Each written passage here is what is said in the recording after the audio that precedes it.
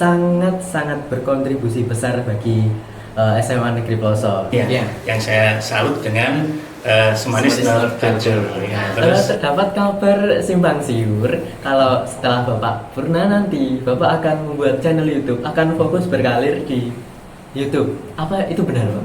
saat ini masih belajar. YouTube saya di retas. Halo semuanya, selamat datang di Podcast Narsis. Ngobrol asik bareng Sobat Lismanis. Nama saya Didatin Romansyah, akan menjadi host pada podcast kali ini. Dan kita kedatangan tamu yang sangat-sangat berkontribusi besar bagi SMA Negeri Ploso. Dan juga beliau ini merupakan salah satu orang yang paling penting untuk SMA Negeri Ploso. Ya, boleh perkenalan dulu Pak Dayat? Oh ya, nama lengkap saya Nur Hidayat. Ya.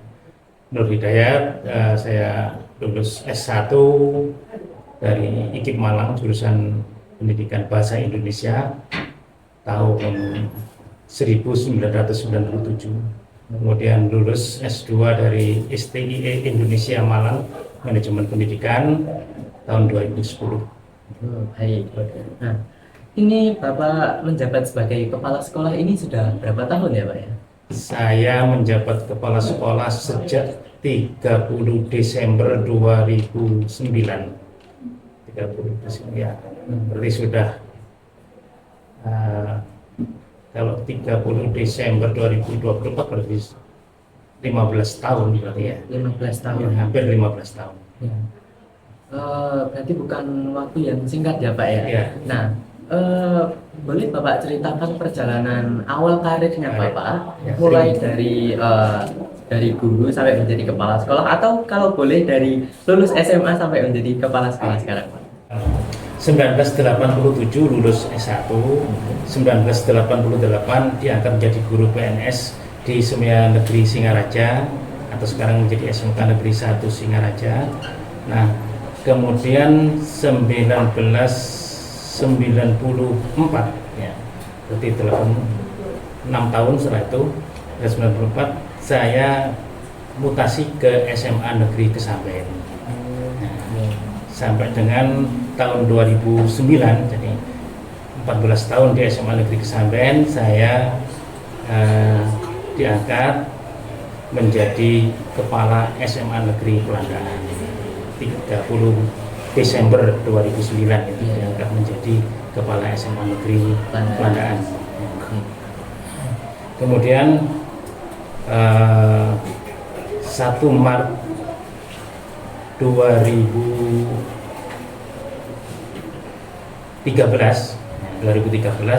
saya dimutasi ke SMA Negeri Bandar Kedungmulyo, menjadi kepala sekolah. Nah, kemudian 1 Juni 2017 dimutasi lagi ke SMA Negeri 1 Jombang. Ya, SMA Negeri 1 Jombang. Nah, kemudian 1 Desember 2018 ya, saya dimutasi lagi ke SMA Negeri 1 Soko Mojokerto. Ya. Dan 25 Mei 2020, jadi baru 1,5 tahun di SMA Negeri Soko, dimutasi lagi ke SMA Negeri 3 Kota Mojokerto. Nah, kemudian 1 September 2021 saya dimutasi ke SMA Negeri Ploso. Jadi di Mojokerto 3 tahun tapi 2 sekolah. Nah, jadi itu. Nah, sampai sekarang. Dari sekian banyak Bapak bekerja di sekolah. Nah, waktu pertama kali masuk ke SMA Negeri Ploso ini, kesan pertama Bapak apa? Kalau teman-teman nyebutnya first impression Bapak ya, apa? Ini yang menarik. Yang pertama adalah situasi sekolah. Tamannya begitu indah. Nah, ini situasi sekolah yang pertama. Kemudian yang kedua, ada prestasi akademik yang sangat membanggakan. Ada 100 lebih lulusan SMA Negeri Ploso saat itu diterima di perguruan tinggi negeri melalui jalur ini SNBT. bukan, artinya yang diterima itu mendapatkan beasiswa, apa itu namanya waktu itu, bidik misi, ya. Kalau itu 100 lebih, ini yang membuat saya menjadi kagum dengan SMA Negeri Pelosok. Ya, itu yang, jadi ada prestasi akademik di situ, itu prestasi yang membanggakan. Cuma sayang ketika tahun berikutnya ternyata turun. Itu karena apa? Karena ternyata minat anak-anak yang masuk ke perguruan tinggi juga turun di SMA Negeri Pelosok. Jadi ini yang akhirnya loh kok tambah turun gitu ya. Ya itu yang Nah, Bapak ada nggak satu atau cara buat menanggulangi masalah tersebut, masalah yang prestasi akademik yang turun itu, Pak? ya, kalau ya kita ya terus menggencarkan untuk sosialisasi agar yang berminat melanjutkan ke perguruan tinggi semakin banyak ya. Tetapi memang ya susah juga memang, karena memang sebagian besar siswa-siswi kita ya, mempunyai cita-cita yang seperti itu, jadi tidak melanjutkan ke perguruan tinggi yang susah memang. Tapi ya terus kita gencarkan. Nah, walaupun turun, memang itu kondisi yang memang harus kita hadapi, memang seperti itu. Ya. Nah, pada tahun ajaran 2022-2023 kan kurikulumnya sudah ganti menjadi kurikulum Merdeka. Nah, tapi waktu angkatan kita ini itu kok belum masih kurikulum 13. Iya, Pak. Ya. Itu alasannya kenapa, Pak? Nih, ada 3 model yang ditawarkan oleh pemerintah saat itu, oleh Kementerian Pendidikan dan Kebudayaan, yaitu yang pertama mandiri belajar, yang kedua mandiri berubah, yang ketiga mandiri berbagi. Ya, yang mandiri, kemudian yang lain adalah sekolah apa namanya, seperti SMA Negeri 2 itu kurikulum Merdeka, sekolah penggerak maksudnya. Oke. Jadi SMA Negeri 2 Jombang sekolah penggerak. Nah, sekolah penggerak itu ada persyaratan. Syarat utama, kepala sekolah harus tetap bersedia di tempat itu selama 4 tahun. Nah, ini dari sekolah yang ada saat itu tahun 2021, ketika kita diwajibkan untuk mengikuti sekolah penggerak, nah SMA Negeri Pelosok jelas tidak bisa, karena waktu itu saya tinggal 3,5 tahun masa tugas saya, sehingga tidak memenuhi syarat untuk menjadi sekolah penggerak. Seandainya memenuhi syarat, kita mendaftarkan diri untuk menjadi sekolah penggerak gitu. Nah, kemudian kita mengikuti kurikulum Merdeka mandiri berbagi, mandiri belajar. Ya, yang tahap pertama itu mandiri belajar. Tapi sekolah-sekolah yang lain ternyata sudah memilih mandiri berubah. Ya. Nah, kenapa kita tidak ke mandiri berubah? Ini waktu itu memang untuk menuju ke sekolah mandiri, terutama yang mandiri berubah, itu harus ada penataan guru dulu. Nah, jangan sampai ada ekses pada beberapa guru, karena berkaitan dengan kesejahteraan beliau-beliau. Ya, jadi kita tata dulu. Karena itu kita memilih mandiri belajar. Yang memilih mandiri belajar saat itu hanya SMA Negeri Pelosok, SMA Negeri Ngoro, dan SMA Negeri Bareng. Ya, ada 3 sekolah itu, yang lain ke mandiri berubah. Karena apa? Karena penataan gurunya sudah bisa tuntas. SMA Negeri Pelosok belum, masih perlu belajar dulu. Ya. Walaupun kurikulum 13, tapi kurikulum 13 yang sudah menjiwai kurikulum Merdeka saat itu. Jadi seharusnya memang sejak itu juga seharusnya sudah ada yang namanya P5 ya. Jadi proyek penguatan pelajar Pancasila itu seharusnya sudah dilaksanakan juga seharusnya, tapi Nampaknya ya karena kita masih menggunakan nama kurikulum 13, obsesi Bapak Ibu guru juga masih berpikir pada kurikulum 13. Ya. Ya, ini sehingga P5-nya tidak ada. dilaksanakan. Nah, Sebetulnya ada, tapi tidak masalah. Mudah-mudahan dan tetap oleh pemerintah pusat masih tetap difasilitasi. Ya. Nah itu anak-anak itu banyak yang bersyukur gitu Pak karena masih memakai kurikulum K13. Soalnya kurikulum Merdeka ini apalagi P5-nya itu kan kegiatannya banyak gitu Pak. Sekarang kita membahas mengenai itu Pak. Nah, sekitar pada tahun 2022 setelah COVID itu kan kita memenangkan pertandingan bola voli ya Pak ya, putra dan putrinya. Nah, itu tentunya mereka juga tidak berjuang sendiri Pak di sana. Di sana juga ada tim supporter dari SMA Negeri Pelosok. Namanya itu Semanis North Culture Pak. Nah, menurut Bapak Semanis North Culture itu seperti apa Pak? Bagaimana pandangan Bapak? Ya, peranan supporter itu penting untuk memotivasi teman-teman yang bermain. Tanpa ada supporter, saya pikir motivasi mereka juga menjadi rendah. Jadi ini fungsi supporter adalah untuk memotivasi. Nah, kemudian alhamdulillah ketika kita ikuti ternyata bagus. Artinya yel-yel yang mereka keluarkan bagus, tidak menyinggung perasaan dari supporter lain. Kemudian ketika diberi kesempatan untuk berekspresi, ya mereka menunjukkan ekspresinya. Ketika di stop juga, artinya disiplin. Ini yang saya salut dengan Semanis Culture. Terus ini kemudian tidak kalah dengan supporter-supporter yang lainnya. Ya, berarti Bapak sangat mendukung sekali ya tim ini ya. Sangat mendukung. Ya. Ketika tahun 2022 ya, waktu itu saya sama-sama saya kan juga di PLT di SMA Negeri Pelandaan saat itu. SMA Negeri Pelosok bagus waktu itu. Anak-anak karena membutuhkan supporter yang cukup banyak, akhirnya beberapa anak kita bebaskan untuk ikut ke sana.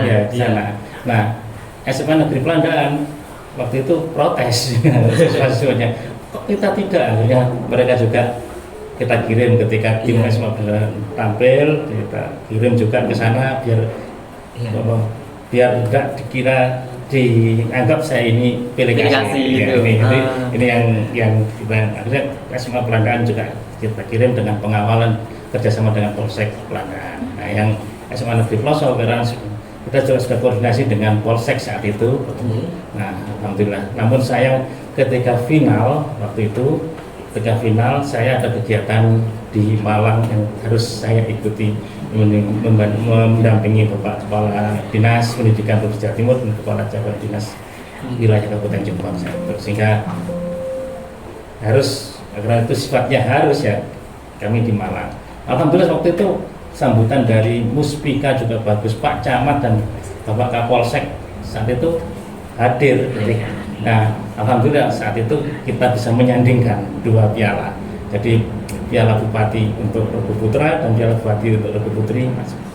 Kemudian tahun berikutnya saya upayakan untuk bisa datang. Nah, waktu itu alhamdulillah untuk SM yang putri kita kan juara 2 ya. Iya, juara 2. Kan sudah masuk final. Nah, yang putra alhamdulillah bisa menyabet lagi juara. Mempertahankan prestasinya. Nah, peran supporter sangat didukung sekali ya Pak. Nah, tapi Pak, waktu yang lomba kemarin itu kan banyak anak-anak yang bilang mau menjadi supporter, mau mendukung. Nah, sedangkan kita itu tidak boleh keluar sekolah Pak pada saat itu. Nah, Pak, sedangkan pada saat itu banyak sekali jam-jam pelajaran yang kosong. Nah, anak-anak itu pengen sekali pergi ke sana namun tidak boleh Pak. Itu gimana Pak? Begini. Tahun 2022 dan 2023 berbeda. Jadi 2022 itu kan bebas ya supporternya. Akhirnya terjadi hal yang tidak diinginkan antara SMK Negeri 1 dan SMK yang lain ya. Iya. Ada salah satu sekolah SMK swasta ya, akhirnya bukan satu SMK negeri, salah satu SMK negeri Iya. ya di Jombang dengan supporter ya. Nah, akhirnya yang apa namanya sampai dengan semifinal itu memang dibatasi oleh panitia. Seandainya seperti bebas seperti itu nggak mungkin bisa kita yang jam kosong kita arahkan ke sana gitu. Ya, jika memang pada saat babak penyisian sampai dengan semifinal sepertinya memang terbatas. Nah, ketika final kan malam. Iya, malam Pak. Ya, kita bebaskan anak-anak datang semua. Alhamdulillah. Terima kasih untuk Semanis Culture. Nah, soalnya kemarin itu banyak sekali yang ramai, sampai ada yang kabur gitu Pak. Nah ini juga ada Pak. Dari tadi kita sudah membahas hal mengenai SMA Negeri Pelosok. Nah ini kita bolehlah kepo sedikit mengenai kehidupan Bapak. Nah, terdapat kabar simpang siur kalau setelah Bapak purna nanti Bapak akan membuat channel YouTube, akan fokus berkarir di YouTube. Apa itu benar Pak? Saat ini masih belajar. Oh. Jadi, masih belajar. Ya. Tadi juga sudah mulai belajar mengedit video, tapi sih masih gradul. Karena kan kita kan Indonesia ya. Orang Indonesia kan sudah budaya gratisan. Kita pakai video editor gratis ya, karena gratis kan terbatas juga menu-menunya juga begitu Pak. Kalau dulu saya mengedit video itu gratis melalui video editornya Microsoft. Microsoft. Ya. Nah, ternyata ketika kita update Microsoft 10 itu sampai dengan tahun 2020 kemarin itu masih disediakan video editor. Sekarang hilang video editornya. Ya, diganti dengan Clipchamp. Ya, oleh itu lebih canggih. Cuma sayang sepertinya laptop saya kurang mampu. Ya, sehingga sering trouble. Ya, kemudian tadi saya mencoba menggunakan Canva. Canva. Ternyata sudah kita kata begini kok begitu mau jadi kok begini gitu, masih ada perlu perbaikan, tapi nggak apa-apa, masih belajar. Saya sebetulnya ke YouTube sudah punya dua video sebetulnya sudah pernah saya upload, cuma ya nggak banyak itunya. Nggak banyak viewernya. Sudah lama itu. Yang pertama itu masalah pertemuan keluarga besar kami, keluarga waktu silaturahmi Idul Fitri. Kemudian yang kedua ini kunjungan saya ke Museum Kereta Api di Ambarawa. Dan waktu itu naik kereta api kereta api lama tapi kayu dari stasiun Ambarawa ke stasiun Tuntang, itu saya upload ke juga. Nah, setelah itu ternyata akun YouTube saya diretas orang ya, diretas. Nah, kemudian diisi bukan video-video yang tapi diisi dengan video cara crack aplikasi. Ya, itu kan cara membuat aplikasi berbayar supaya tidak berbayar. Nah, itu kan melanggar hukum. Nah, itu diisi dari luar negeri. Saya nggak tahu itu dari mana itu ya. Kemudian itu oleh YouTube dianggap melanggar hukum. Akhirnya akun saya kalau dulu istilah di bridle itu dihentikan, di stop oleh YouTube akhirnya, gitu loh. Jadi itu yang, dan sampai sekarang nggak bisa, dan saya sudah bisa banding, tapi sayang saya tidak bisa membuktikan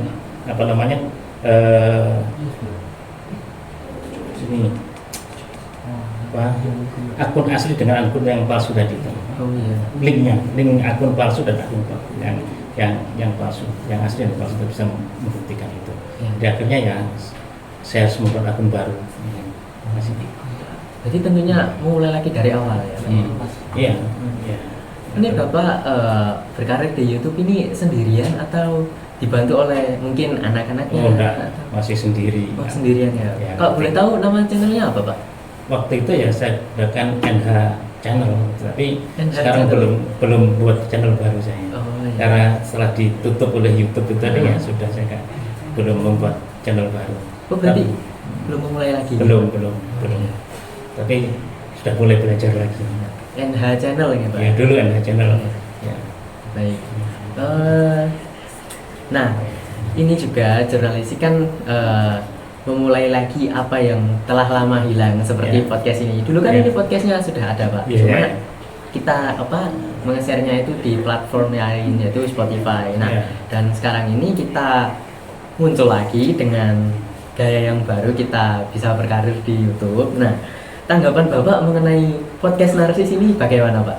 Nah, karena ini kan masih baru, masih Ya. memulai ya. Ya.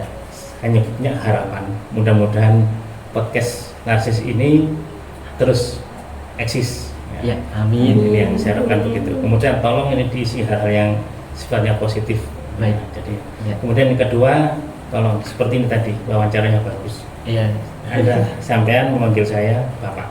Iya. Karena kemarin saya terus terang ada hal yang ketika ada seorang jurnalis sekolah, Iya. jurnalis sekolah mewawancari Ibu Kacapdin. Nah, si jurnalis ini bertanya kepada Ibu dengan memanggil Anda.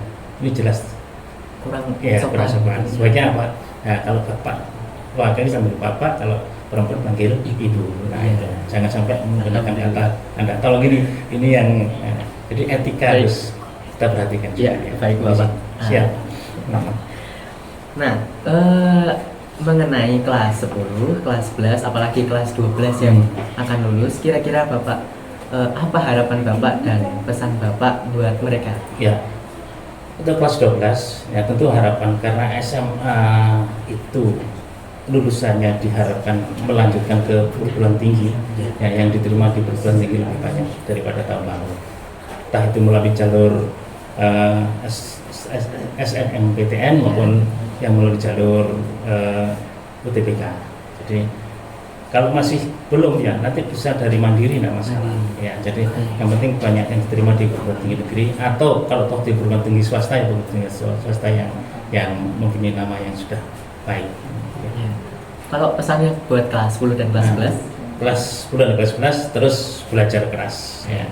Masih karena kesempatan yang kita harapkan tidak ada masalah dalam hal kenaikan kelas itu yang kita harapkan kelas 10 bisa melanjutkan ke kelas 11, kelas 11 ke kelas 12 tanpa ada masalah. Yang kita harapkan seperti itu. Ya, baik Bapak.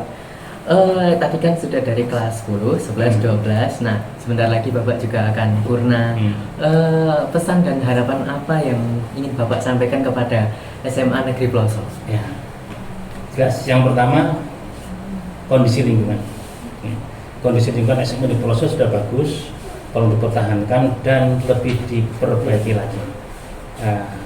Saya harap beberapa warga SMA Negeri Pelosok, yang namanya warga itu ada guru, ada karyawan, ada siswa. Ini warga SMA Negeri Pelosok. Ada guru, ada karyawan, ada siswa. Ya. Nah, saya harapkan warga SMA Negeri Pelosok mempunyai kontribusi aktif dalam menjaga keindahan dan kelestarian lingkungan di SMA Negeri Pelosok, terutama dalam hal pembuangan sampah. Terus terang saya sangat sampah yang menjadi perhatian kita adalah sampah plastik. Karena apa? Karena sampah plastik ini sampah yang sulit diurai. Nah, ini tolong ini betul-betul diperhatikan. Ini kemudian yang kedua, jadikan kalau sekolah ini sudah menjadi sekolah yang indah, bersih, indah dan nyaman ya, tolong jadikan sekolah ini juga sekolah sehat. Sekolah sehat salah satu cirinya adalah sekolah yang bebas asap rokok. Nah, kita masih banyak menemukan di kamar mandi, toilet siswa termasuk putra itu putung-putung rokok. Nah ini mudah-mudahan ke depan kita punya kesadaran, karena segala sesuatu itu harus dimulai dari diri sendiri. Sehat dimulai dari saya, lingkungan bersih indah dimulai dari saya. Benar. Karena itu semua harus punya kepedulian terhadap itu semua. Itu yang pertama berkaitan dengan lingkungan ini. Kemudian yang kedua berkaitan dengan prestasi, dan prestasi terus diraih dan ditingkatkan. Ini yang ada, baik akademik maupun non akademik. Ya, ini yang harus kita itu. Nah, yang utama itu dua itu aja dulu poinnya. Pak, mungkin sudah cukup. Sebelum penutupan, ini kita ada jargon khusus dari jurnalistik. Ya. Tangannya begini Pak, nanti ketika ya seperti ini. Manis in action.